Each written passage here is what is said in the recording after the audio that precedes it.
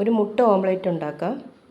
മുട്ട ഓംലെറ്റിന് green colour capsicum, yellow, red ഇത് മൂന്നും ചേർക്കുന്നുണ്ട്. സവാളയും പച്ചമുളകും ചേർക്കണം. ഇനി നമുക്കുണ്ടാക്കാം.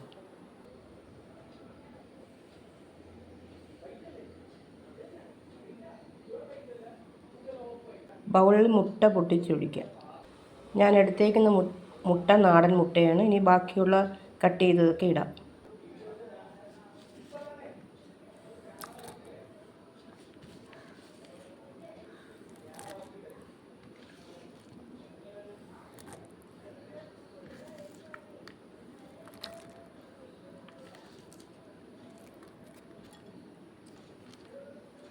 ആവശ്യത്തിന് ഉപ്പുപൊടി ഇടാം.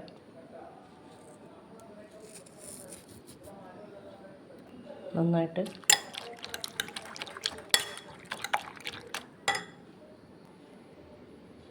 കുറച്ച് എണ്ണ,